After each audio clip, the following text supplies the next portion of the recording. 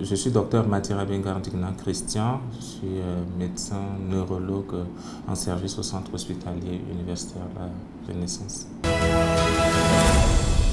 Une crise épileptique, c'est une manifestation paroxystique. Une manifestation paroxystique, ça veut dire que c'est une manifestation de survenue soudaine qui peut être motrice, donc sous forme de manière vulgaire, on dit tremblement, qui peut toucher tout le corps. C'est ce qu'on voit classiquement, la crise tonico-clonique touchant tous les membres, les 4 membres du corps, mais qui peut également toucher de manière focalisée une partie du corps. Les crises, par exemple, les myocloniques peuvent toucher une partie du visage, qui peuvent toucher une partie de l'hémicordon, ce qu'on appelle des crises focales. Donc c'est une manifestation paroxystique dont l'origine est cérébrale. L'origine cérébrale, c'est comme un court-circuit qui se passe dans le cerveau et qui s'exprime par des manifestations surtout motrices, les plus classiques qu'on connaît. Les signes peuvent être des convulsions. Ça peut être les convulsions, c'est en forme des mouvements de secousses qui touchent les muscles au niveau des membres. Ça peut être les 4 membres, ça peut être focalisé. Et les convulsions, ils peuvent être soit toniques, ça veut dire ça peut être un enraidissement simplement du membre, du muscle qui devient tout tonique et difficile à rompre. Ça peut être, comme on appelle des myoclonies. Les myoclonies, c'est juste des tremblements focalisés au niveau d'un groupe musculaire. Donc les différentes manifestations, c'est ça. Et en plus de toutes ces manifestations, généralement, le patient qui fait une crise qui touche tout le corps, il y a ce qu'on appelle une perte de connaissance après la crise. On appelle ça coma post-critique. Mais quand c'est des crises qui sont focalisées sur une partie du corps, ça peut se faire en pleine conscience, sans perte de connaissance après. Mais également, de manière classique, ce qui est connu comme épilepsie par le commun des mortels, par la population, c'est l'épilepsie qui est bruyante, avec une grande crise qui est tonico-clonique, avec de grandes secousses touchant les 4 membres, et puis s'ensuit une perte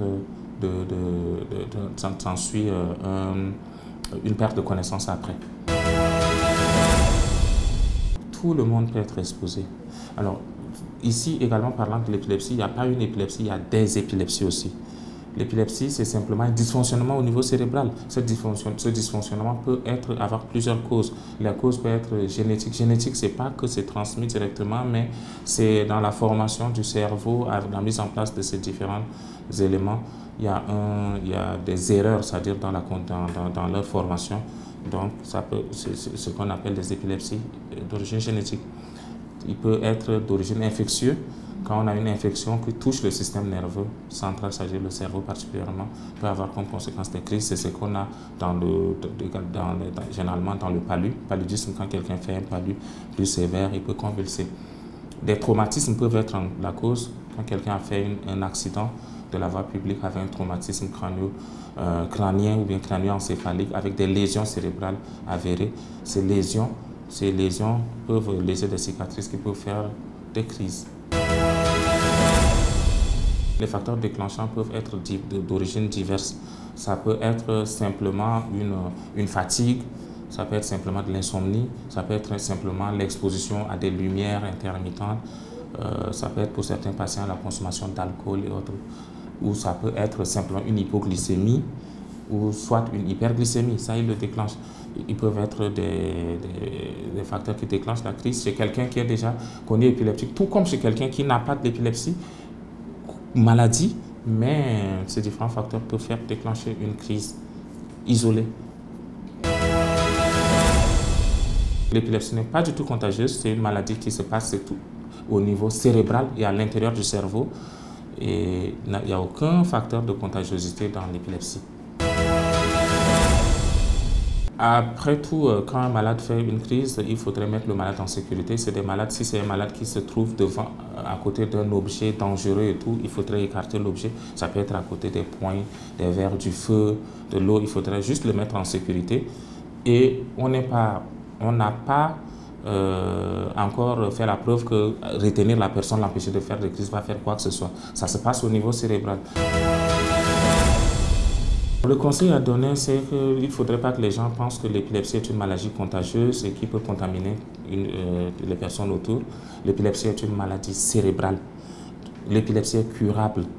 Il y a des traitements qui existent et bien codifiés pour lesquels, si le malade est pris en charge correctement, surtout quand c'est chez les enfants, on peut espérer avoir une guérison au fil du temps. Si ce n'est pas une épilepsie liée à une lésion quelconque, c'est une épilepsie qui peut être maîtrisée avec les traitements. On peut éviter au maximum de faire les crises et stabiliser le patient. Un dernier mot à l'égard de la population, c'est surtout à l'égard des jeunes adultes. On a vu dans plusieurs de communautés les patients épileptiques, ils sont marginalisés, ils sont isolés. Alors, c'est des patients. C'est une maladie, mais pour lequel il y a des solutions. Si le malade est pris en charge et qui n'est pas contagieux, ces malades, ils peuvent avoir une activité très correcte s'ils sont pris en charge correctement. Ils peuvent se marier, faire des enfants, donc ce n'est pas des malades à éviter.